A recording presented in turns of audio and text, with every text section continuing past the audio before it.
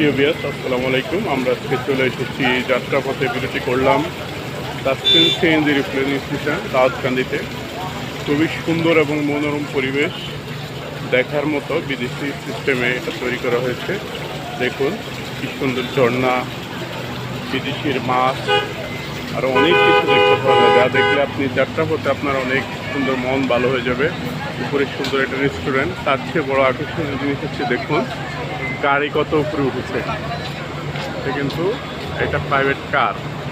হ্যাঁ, তো আপনাদেরকে সাথে শেয়ার করার জন্য আমাদের আজকের এই পদচারণা। দেখুন খুবই সুন্দর মনোরম পরিবেশ, অনেক ধরনের মাছ, বিভিন্ন ধরনের মাছ এখানে দেখা যাচ্ছে। আমি সাধারণত এখন আর ব্লগ বানাই না, মাঝে মাঝে যাত্রাপথে যদি কোনো দিকে যেতে হয় তাহলে আমরা দু একটা ব্লগ বানাই ইনশাল্লাহ।